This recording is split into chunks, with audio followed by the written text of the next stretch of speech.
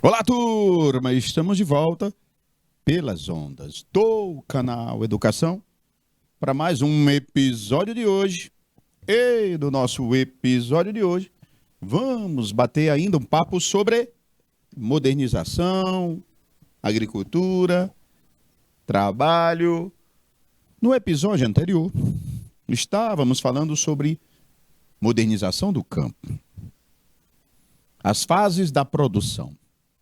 O que vem antes, durante e depois da produção. Depois falamos sobre a agropecuária e a questão ambiental, levando em consideração a modernização. Depois batemos um papo sobre os modelos de produção, levando em consideração o trabalho, a cultura, tecnologia e os objetivos do agricultor. Agora, no segundo episódio, vamos tratar sobre a fase após a produção. Professor, o que realmente acontece quando o agricultor planta e o agricultor cria? Os destinos. Turma, isso aí você até vinha falando já, professor. Ou é para exportar? Lembra lá dos empresários do campo, né, que produzem para fora? Ou é para produzir para o mercado interno? É verdade. Ou o agricultor vende para fora do Brasil, para dentro do Brasil, ou ele produz para ele mesmo. Os economistas chamam de atividades extrovertidas, ou seja, de exportação, ou atividade de manutenção do mercado interno, chamadas de subsistentes, porque é para comer o povo comer daqui do Brasil, você encher a barriga, ou para produzir para si mesmo. Ou o agricultor produz para si mesmo, para vender para os outros daqui comerem, ou para o povo de fora comer. Beleza. Mas para tudo isso acontecer, vender para fora, alimentar os outros, ou alimentar a si mesmo, nós temos essas atividades aqui. Primeira, que está inclusa nisso, são os transportes. Transportes. Gente, a agricultura, ela depende e muito dos transportes. A agricultura depende e muito dos transportes. E que transportes? Olha, turma, com relação aos transportes, nós temos o rodoviário, ferroviário, hidroviário e o aeroviário. Esses transportes, turma, são importantíssimos. Precisam ser rápidos, eficientes, bem distribuídos pelo espaço brasileiro e diversificado. A rapidez ajuda muito nos prazos de entrega. A diversidade nos deixa menos dependente de um só. Por exemplo, o Brasil é dependente do rodoviário. Mais de 60% de tudo que transportamos no Brasil ocorre pelo transporte rodoviário, ou seja, pelo caminhão. Aí a dependência o combustível, as estradas, preço do frete. Isso tudo compromete a distribuição dos produtos agrícolas. Bem distribuído pelo espaço é que alguns lugares concentram muitos meios de transporte e outros ainda não, estão isolados. Isso aí compromete a produção. Armazenamento, gente. Guardar os alimentos para não estragar. Melhor distribuir. Ter o ano todo. Controlar no período da falta e aumento. Se preparar para os problemas da natureza. Melhor industrializá-los. Armazéns servem para isso tudo. Distribuição, armazenamento, industrialização, preparar para problemas da natureza, porque às vezes uma geada, uma seca ou chuva excessiva pode comprometer a produção de determinada safra. Isso a gente sabe que pode prejudicar, né, o preço e até comprometer, gente, a segurança alimentar, que é uma necessidade de todo o país do mundo. A política de segurança alimentar é aquela que garante o acesso aos alimentos, levando em consideração a quantidade a ser distribuída, qualidade, preço dos alimentos. E o armazenamento ajuda na segurança alimentar, ou seja, no acesso aos alimentos. Evitando assim a fome crônica ou conjuntural. A crônica, gente, encontramos principalmente em países que passam por conflitos, né? E extrema pobreza. A conjuntural ocorre aqui, em determinadas circunstâncias, classes e locais. E é dever de todos garantir a segurança alimentar. E o armazenamento tem a sua importância. Como também, turma, a industrialização. Etapa super importante porque, vocês já sabem, a maior parte dos alimentos que consumimos são industrializados. Olha para a nossa casa, o que nos alimentamos, a maioria industrializados. Nessa fase, precisa-se levar em consideração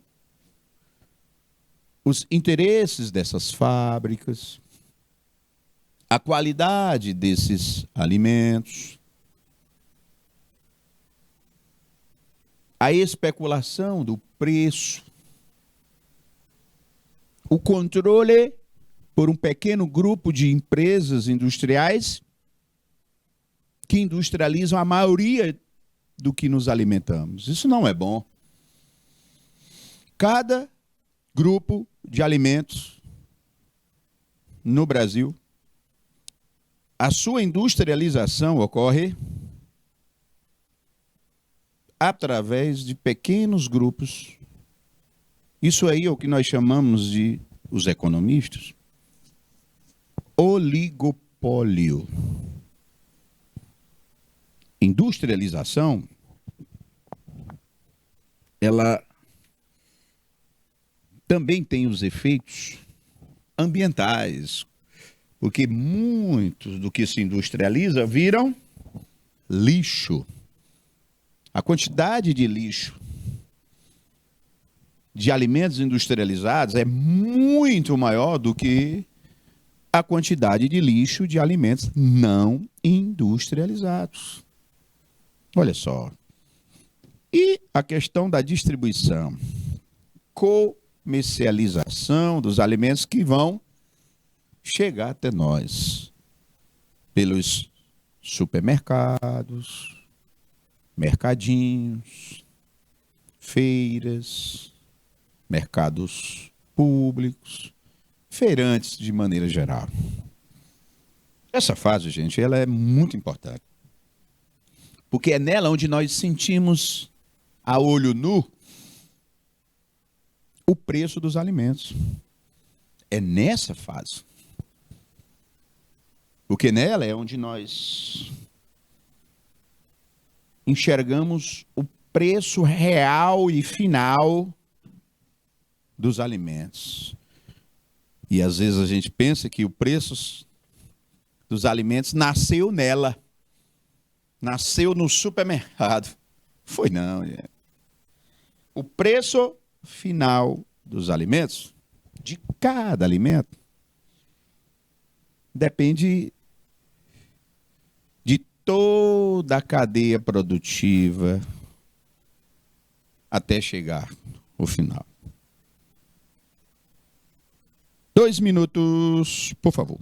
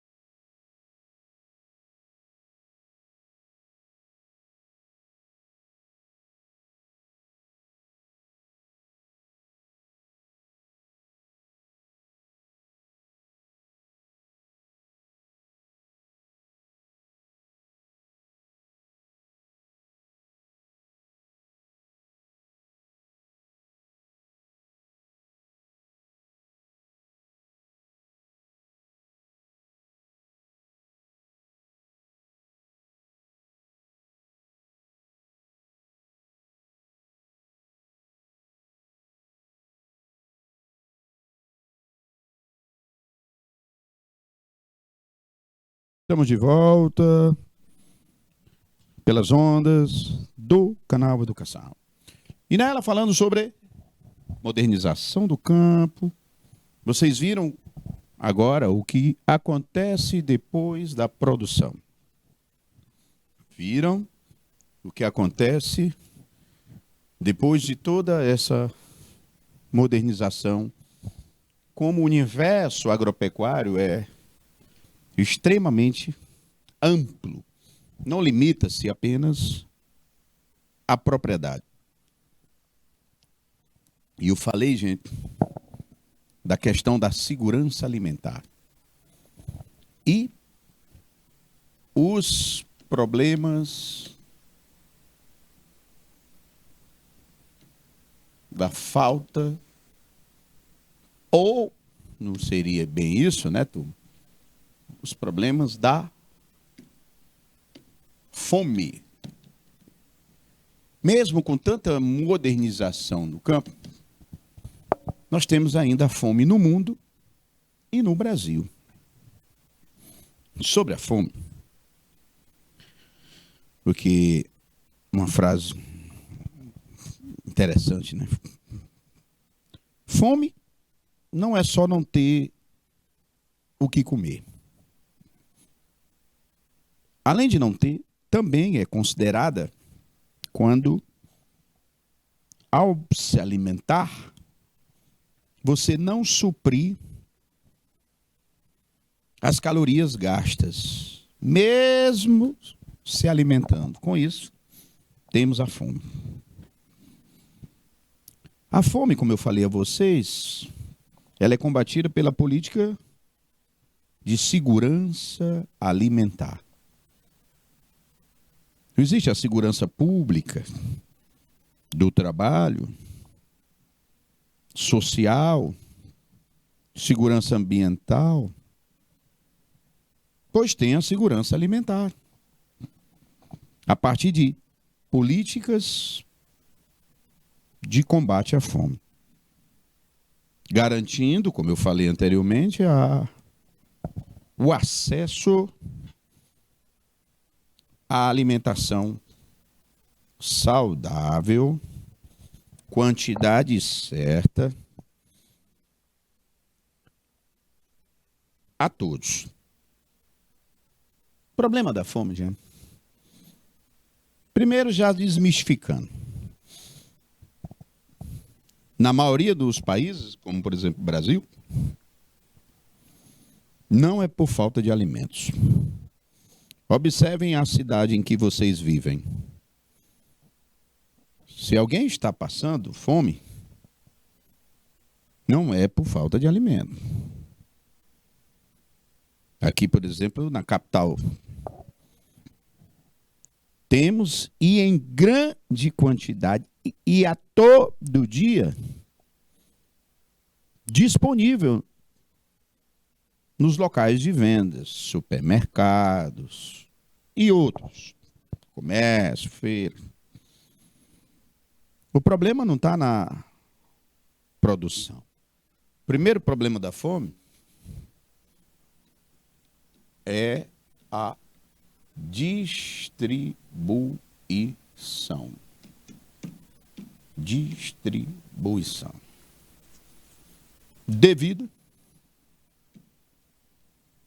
à concentração.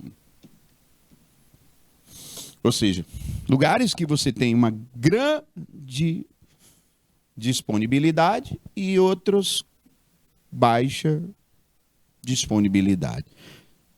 Mas se acabou de falar que não é por falta, e nos lugares que tem baixa disponibilidade? Falta.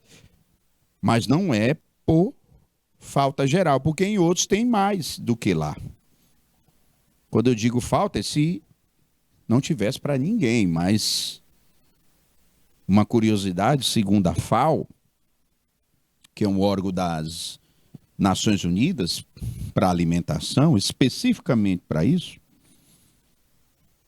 eles relatam que, com base em pesquisas da produção e do consumo, que nós podemos alimentar hoje o dobro da população mundial. Repito, o dobro. Realmente o problema não está na produção, está na distribuição. Em países pobres, o consumo comparado a ricos é totalmente diferente. O outro problema, muito simples de entender, é a baixa renda da população.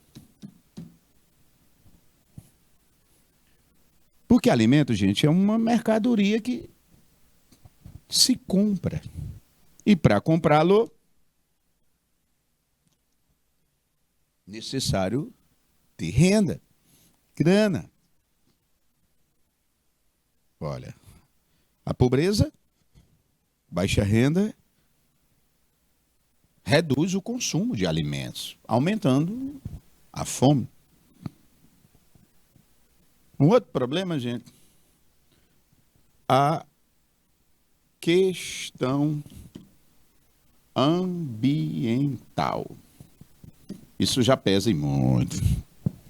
Solos degradados, aquecimento global, alteração nos regimes de chuva, compromete, encarece a produção. A produção vai existir. A disponibilidade, sim, mas a um preço mais elevado. Essas constantes secas, ou cheias, ou geadas, comprometendo a produção de alimentos, faz com que, para manter a alta produção, gaste-se mais, gerando alimentos mais caros. Conflitos, turma. Isso pesa. Pode ir atrás.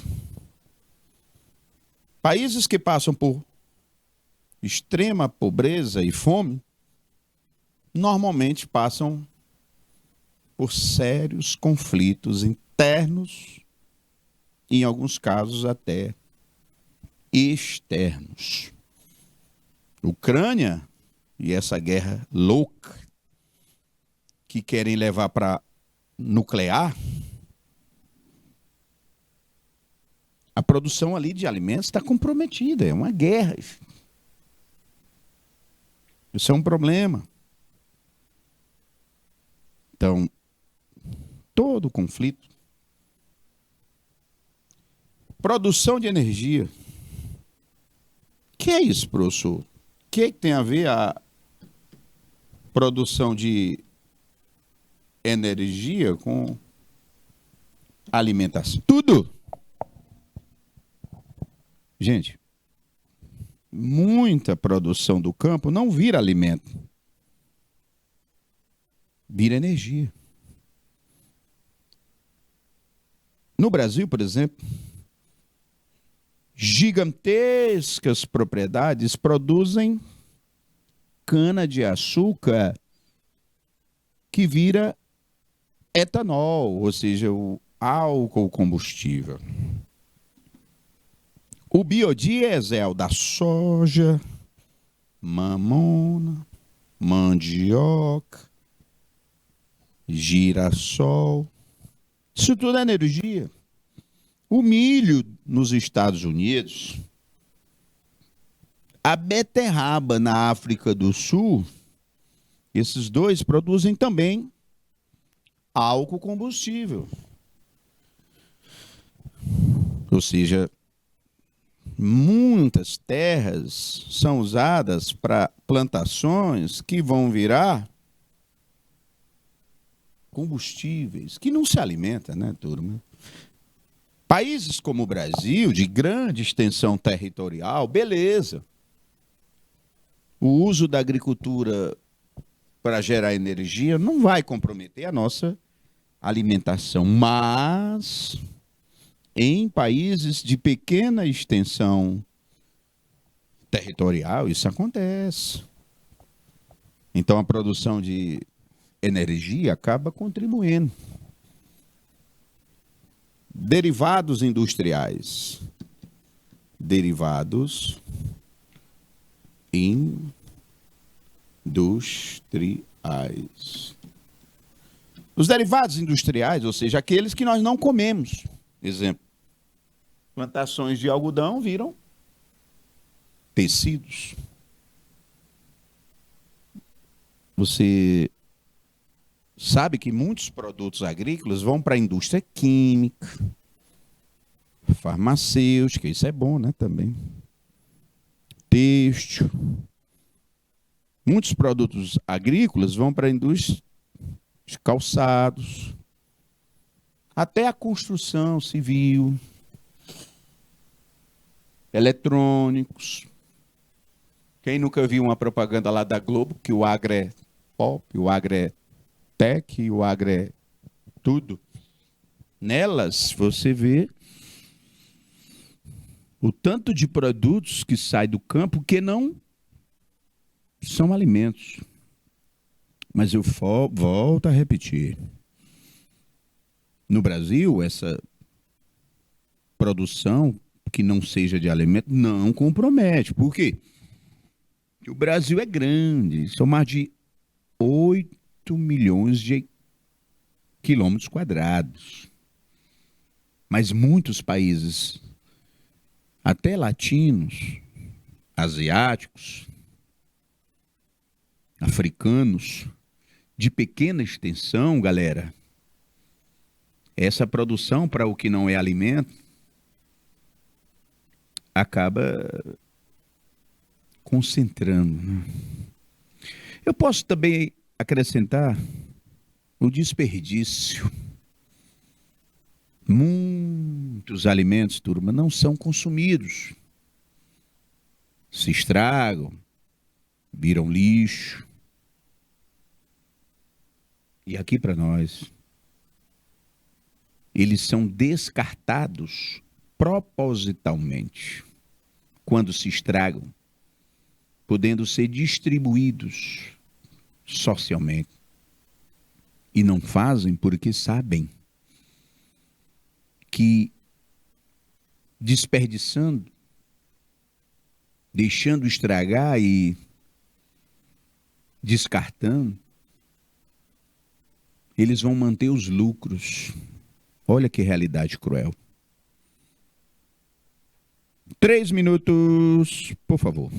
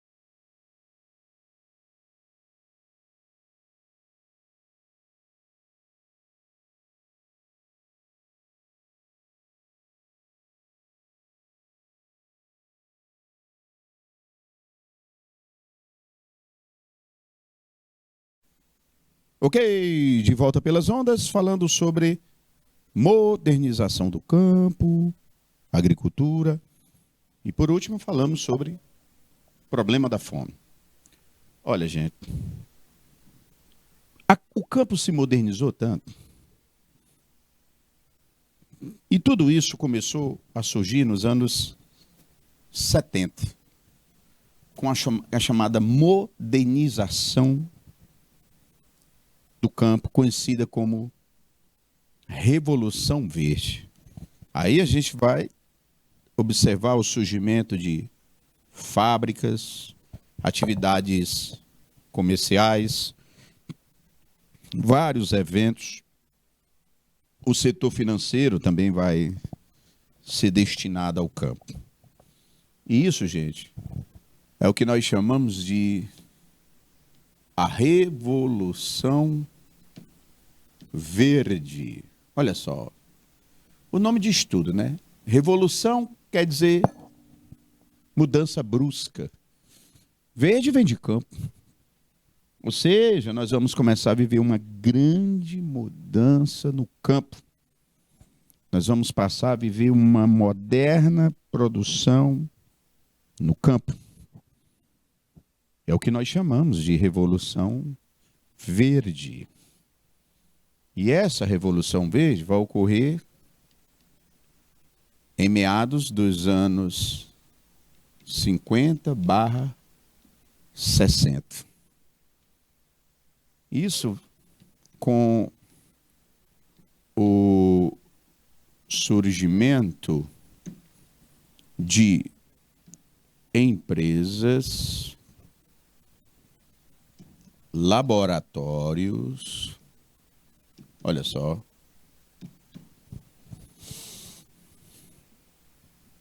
investidores,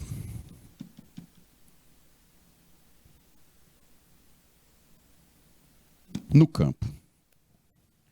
Os ramos da Revolução Verde, nós temos melhoramento e modificação de sementes. Nós vamos modificar ou melhorar as sementes. Os produtos químicos, os famosos agrotóxicos, como também os maquinários envolvendo máquinas, equipamentos. Também vamos avançar na correção do solo, projetos de irrigação,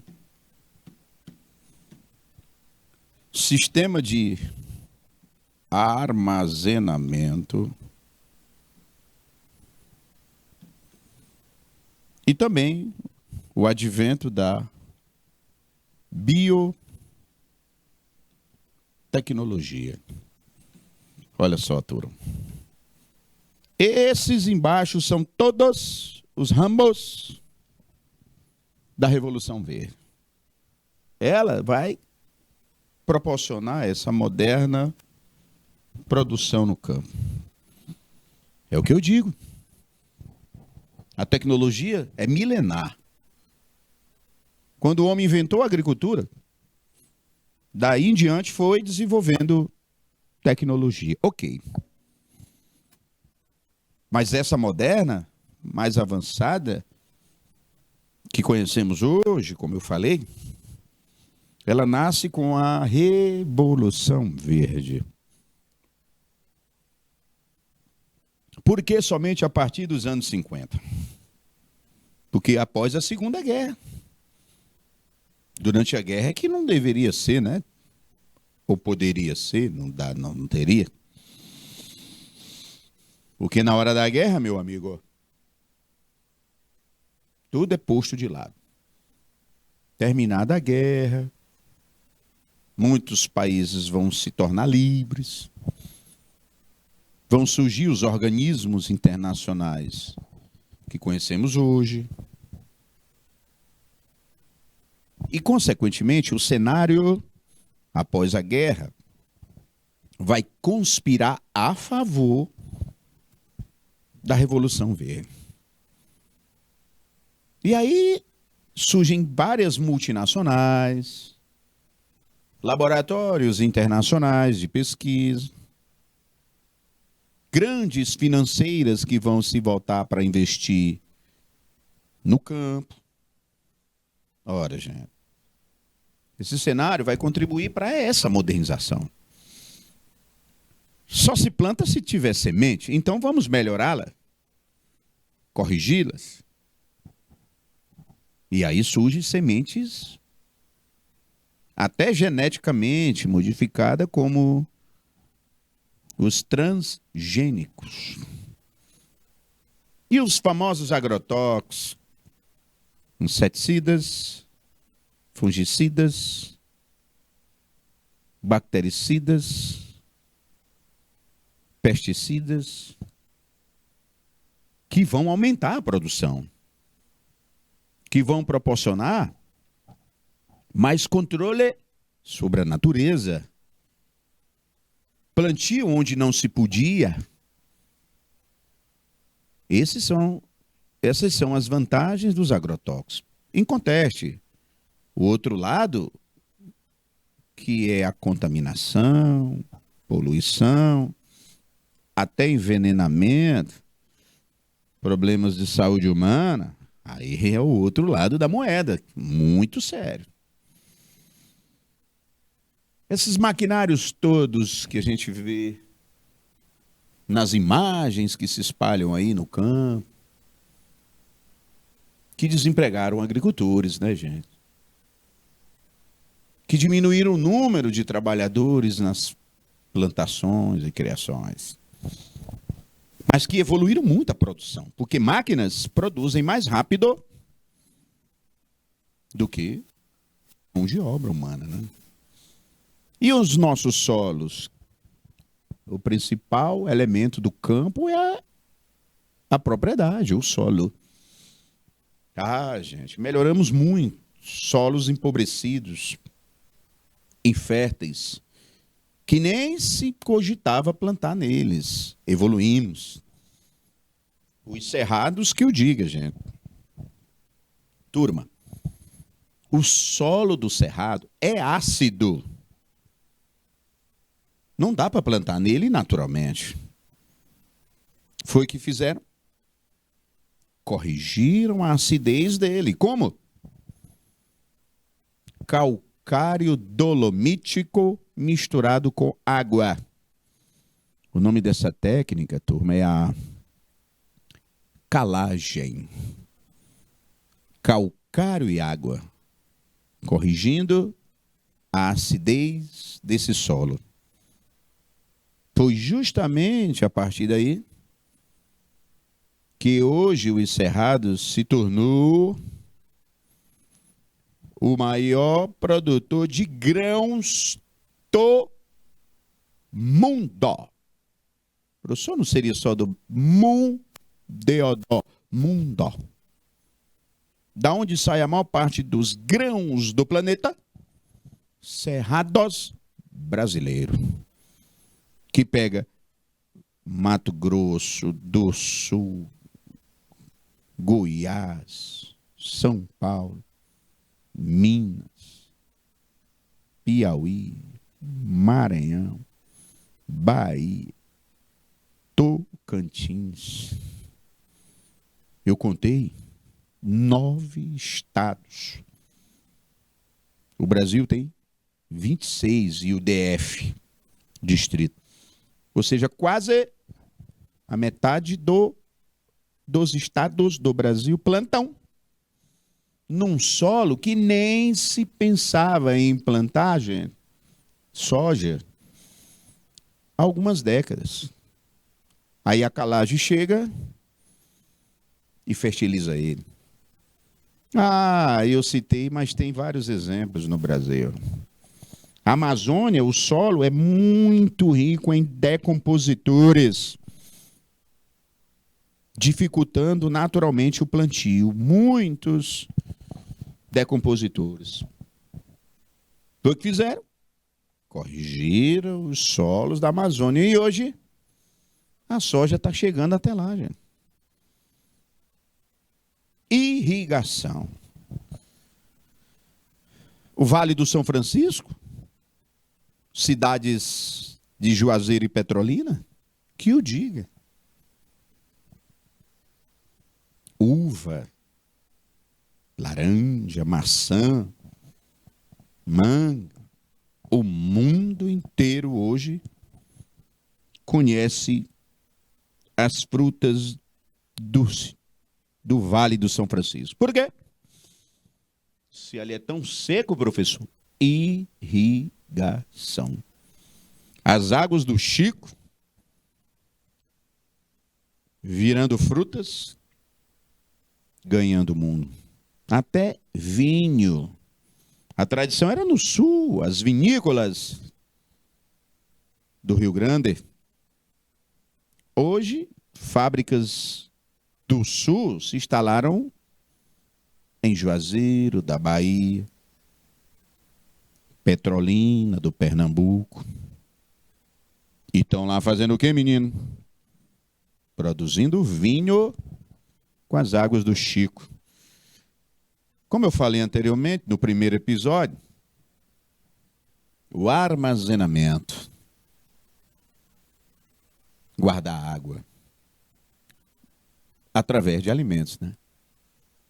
Armazéns que guardam alimentos por meses, evitando que se estraguem. Melhor distribuindo. E a genética, turma? E a biologia, turma? Biotecnologia. O show que se faz nos laboratórios, desenvolvendo e avançando. A Embrapa, aí eu falo com orgulho. Empresa Brasileira de Pesquisa Agropecuária. Orgulho nacional, desde a sua fundação. Quando encontra alguém que trabalha na Embrapa, seja um agrônomo ou seja qualquer cargo, função, eu sempre o parabenizo e digo, olha, tenha orgulho dessa empresa. Porque eu sinto muito orgulho como brasileiro, sempre senti, há décadas, quando eu me entendi por gente. Porque dessa empresa é que o Brasil também se modernizou no campo. 3 minutos, por favor.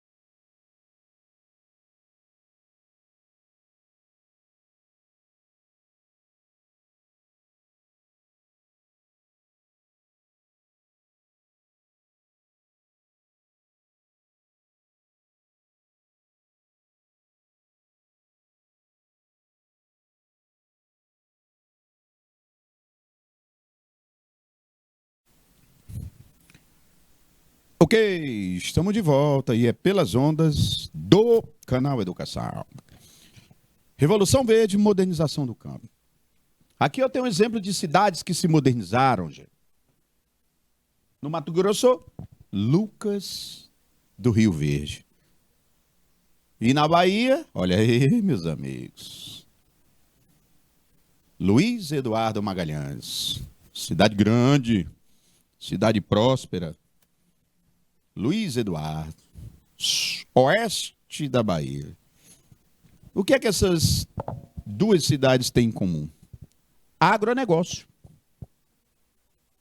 Agricultura moderna. Agroindústrias. Maior parte do pessoal trabalhando na agropecuária moderna. Respiram o agronegócio. Suas economias vivem do campo moderno. E para onde vai a nossa produção moderna? Ou é exportada, ou é industrializada aqui. Lembrem, a maior parte dos alimentos que produzimos, consumimos, são industrializados. O que mais produzimos? Esses alimentos, soja, trigo, milho, algodão, açúcar, café, laranja, carne e leite. Somos, com algumas exceções aí, os maiores produtores da terra desses produtos.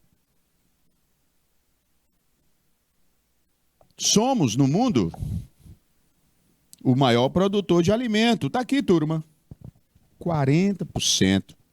Não é mole não, meus amigos. Somos da América do Sul, mas produzimos a maior parte dos alimentos do mundo, junto com esses aí. E os destinos dos nossos alimentos? Destaque para a China, Europa, Estados Unidos e o Japão. Consomem a maior parte dos alimentos que vendemos para fora. Olha, turma, sempre tivemos sérios problemas ambientais. Foram citados aqui.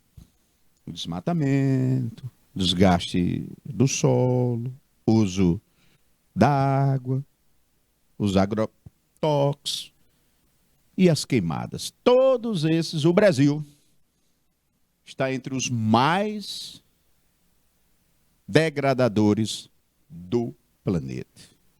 Oh, gente, então o campo sempre foi alvo de problemas ambientais. Problemas ambientais que comprometem o futuro da produção de alimentos. É por isso que temos que estar atentos a essa questão ambiental. Bom, turma, com isso nós vamos fechando o nosso segundo episódio de hoje. Neles tratamos sobre Revolução Verde, segurança alimentar, cidades do agronegócio, essa relação entre modernidade e a questão ambiental também. Muito obrigado pela atenção, concentração e dedicação. Um abraço para vocês e até a próxima aula. Valeu, turma!